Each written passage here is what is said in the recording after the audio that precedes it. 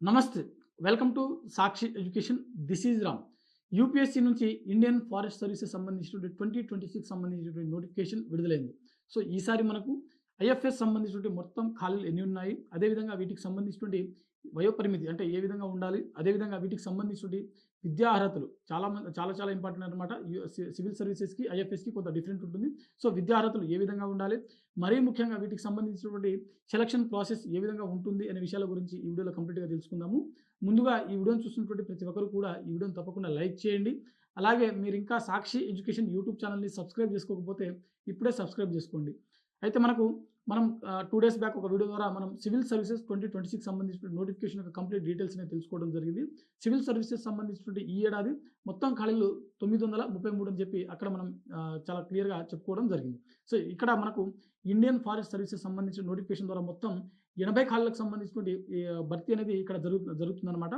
So, వీటికి సంబంధించినటువంటి ఒకసారి కేటగిరీ వారీగా ఖాళీలు చూసినట్లయితే అన్‌రిజర్వ్డ్ కేటగిరీలో 33, ఓబీసీలో 21, ఎస్సీ 12, ఎస్టీ 6, అదేవిధంగా ఈడబ్ల్యూఎస్ సంబంధించిన ఖాళీలు 8 ఖాళీలు ఉన్నాయి.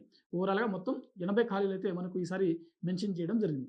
సో, ముందుగా వీటికి సంబంధించినటువంటి ఎడ్యుకేషన్ క్వాలిఫికేషన్ చాలా ఇంపార్టెంట్. సివిల్ సర్వీసెస్ వచ్చేసరికి మనకు డిస్టెన్స్‌లో డిగ్రీ పట్టా పొందినటువంటి అభ్యర్థులు కూడా దరఖాస్తు చేసుకోవచ్చు.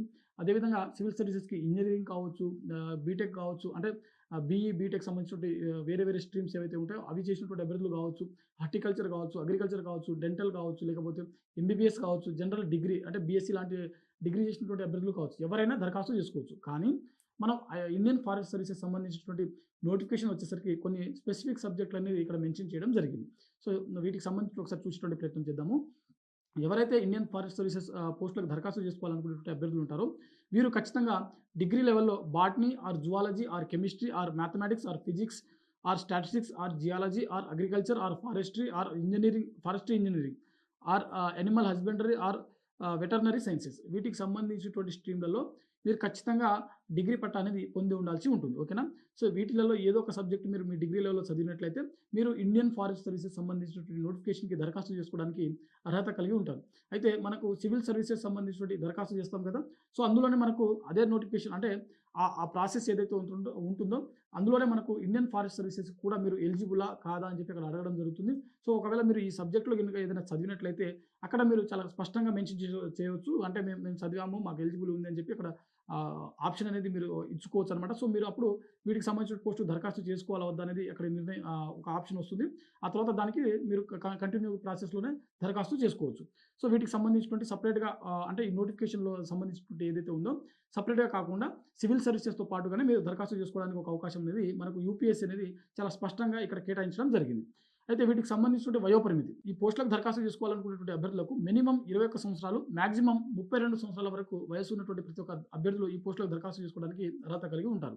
అదేవిధంగా ఎస్సీ, ఎస్టీలకు 5 సంవత్సరాలు, అదేవిధంగా ఓబీసీ చెందినటువంటి అభ్యర్థులకు 3 సంవత్సరాలు, అదేవిధంగా దివ్యాంగులకు 10 సంవత్సరాల వరకు ఇక్కడ మనకు వయోపరిమితికి సంబంధించినటువంటి ఎక్సెంప్షన్స్ అనేది ఇవ్వడం జరిగింది. సో, ఓవరాల్‌గా మనకు ఎస్టీ, ఎస్సీ మరియు ఓబీసీకి చెందినటువంటి అభ్యర్థులకు వయసు సడలింపు అనేది వర్తిస్తుందన్నమాట.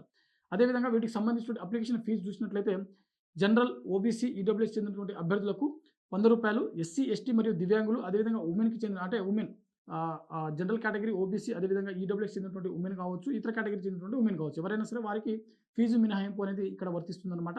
సో, మనకు వీటికి సంబంధించిన అప్లికేషన్ ప్రాసెస్ వచ్చేసరికి ఫిబ్రవరి 4వ తేదీన మనకు UPSC Indian public service commission సంబంధించిన అఫీషియల్ వెబ్‌సైట్‌లో మనకు వీటికి సంబంధించిన అప్లికేషన్ ప్రాసెస్ అనేది స్టార్ట్ అవ్వడం జరిగింది.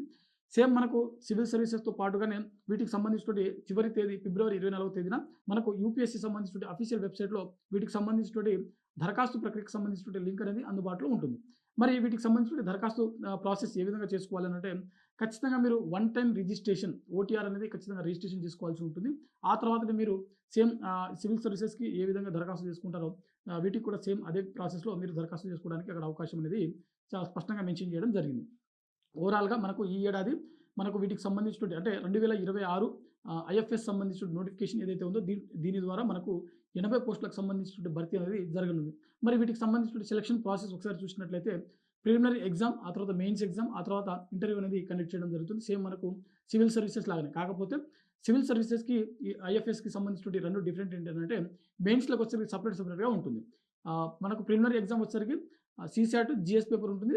అంటే రెండు పోస్టులకు దరఖాస్తు చేసుకున్న వాళ్ళకి అందరికీ సేమ్ ఉంటుందన్నమాట. సో ఎవరైనా ఇండివిజువల్‌గా దరఖాస్తు చేసుకున్నప్పటికీ అదే మనకు ప్రిలిమినరీ ఎగ్జామ్ అనేది ఉంటుందన్నమాట. సో ఓవరాల్‌గా ప్రిలిమినరీ ఎగ్జామ్ సేమ్ ఉంటుంది. మెయిన్స్ ఎగ్జామ్స్ వచ్చేసరికి డిఫరెంట్‌గా ఉంటుంది. ఆ తర్వాత ఇంటర్వ్యూ అనేది కామన్‌గా కండక్ట్ చేయడం జరుగుతుంది. సో ఇది మనకు ఐఎఫ్ఎస్ సంబంధించినటువంటి ఇండియన్ ఫారెస్ట్ సర్వీసెస్ సంబంధించినటువంటి 2026 సంబంధించినటువంటి నోటిఫికేషన్ ఏదైతే ఉందో దీనికి సంబంధించిన కంప్లీట్ డీటెయిల్స్ అనమాట. మరో ముఖ్యమైన అప్డేట్ ఏంటంటే సాక్షి ఎడ్యుకేషన్ నుంచి ఒక నూతన యాప్ అనేది మనకు లాంచ్ చేయడం జరిగింది. ఏపీపీఎస్సీ, టీజీపీఎస్సీ, యూపీఎస్సీ అదేవిధంగా ఆర్ఆర్బీ, ఎస్ఎస్సీ సంబంధించినటువంటి ఉద్యోగాలకు ప్రిపేర్ అవుతున్నటువంటి అభ్యర్థులకు సాక్షి ఎడ్యుకేషన్ ఆన్లైన్ కోర్సెస్ చాలా తక్కువ ప్రైస్ తోటి ఒక యాప్ అనేది లాంచ్ చేయడం జరిగింది. సో ఈ వీడియో కింద డిస్క్రిప్షన్‌లో యాప్ లింక్ కూడా ఇక్కడ ప్రొవైడ్ చేయడం జరుగుతుంది. సో అభ్యర్థులు ఎవరైనా టీజీపీఎస్సీ కావచ్చు, ఏపీపీఎస్సీ కావచ్చు, ఆర్ఆర్బీ, బ్యాంకింగ్ అదేవిధంగా ఎస్ఎస్సీ అదేవిధంగా యూపీఎస్సీ సంబంధించినటువంటి పోటీ పరీక్షలకు ప్రిపేర్ అవుతున్నట్లయితే ఈ అవకాశాన్ని వినియోగించుకోండి.